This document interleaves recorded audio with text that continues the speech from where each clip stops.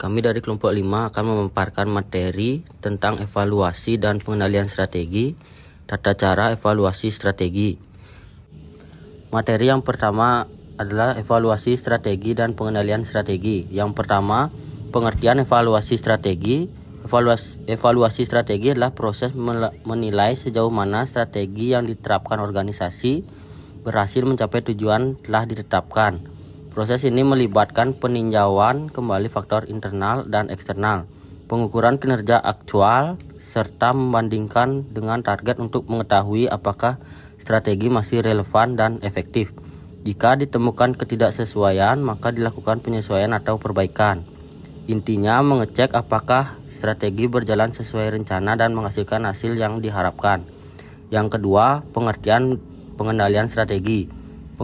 Pengendalian strategi adalah upaya monitor dan mengawasi pelaksanaan strategi secara berkelanjutan untuk memastikan tidak terjadi penyimpangan. Pengendalian ini juga bertujuan memberikan tindakan korektif jika terdapat perbedaan antara rencana dan hasil yang dicapai, sehingga strategi tetap harus selaras dengan visi dan tujuan organisasi. Intinya mengontrol pelaksanaan strategi agar tetap pada jalurnya dan memperbaiki penyimpangan. Evaluasi dan pengendalian strategi adalah tahap penting dalam manajemen strategi untuk memastikan strategi yang telah ditetapkan berjalan efektif dan relevan dengan perubahan lingkungan. Evaluasi berfokus pada hasil pelaksanaan strategi, sedangkan pengendalian memastikan adanya pemantauan dan tindakan korektif ketika terjadi penyimpangan. Evaluasi strategi dilakukan dengan yang pertama, meninjau kembali faktor internal dan eksternal perusahaan. Yang kedua, mengukur pencapaian hasil dibandingkan target. Yang ketiga, melakukan koreksi atau penyesuaian strategi bila diperlukan.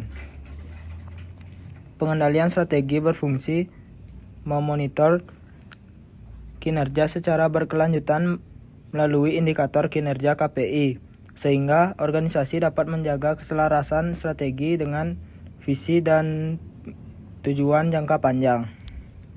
Selanjutnya ada tata cara evaluasi strategi. Langkah-langkah evaluasi strategi meliputi yang pertama, menilai konsistensi strategi, memastikan strategi sesuai visi, misi, dan tujuan organisasi. Yang kedua ada menetapkan benchmark atau KPI sebagai standar untuk mengukur keberhasilan. Yang ketiga ada mengukur kinerja aktual melalui audit internal, data laporan, dan umpan balik stakeholder. Yang keempat ada membandingkan hasil dengan target, mengidentifikasi kesenjangan kinerja. Yang terakhir ada melakukan tindakan korektif, memperbaiki strategi, proses, atau sumber daya. Yang kemudian ada alat-alat evaluasi kinerja organisasi. Yang pertama, DMAIC, metode perbaikan proses yang terdiri dari Define, Measure, Analyze, Improve, dan Control untuk meningkatkan efisiensi dan mengurangi cacat. Yang kedua ada KEMAL, digunakan untuk menilai kesehatan lembaga keuangan berdasarkan kapital, aset, quality, manajemen, engineering, dan liquidity.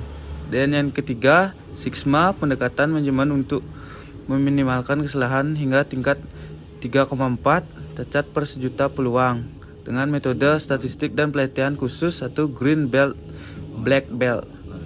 Yang keempat, ISO atau terutama ISO 901.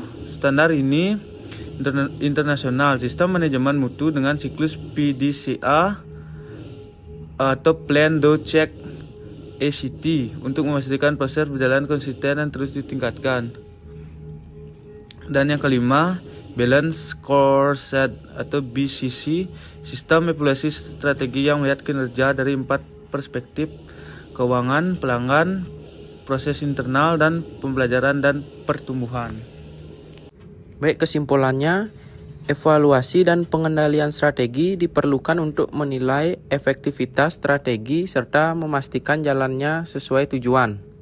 Dengan menerapkan metode evaluasi seperti DMAIC, KEMAL, Six Sigma, ISO, dan BSC, organisasi dapat meningkatkan kualitas kinerja, menjaga daya saing, dan melakukan penyesuaian strategi secara tepat sesuai dinamika lingkungan. Sekian presentasi dari kami tutup dengan terima kasih.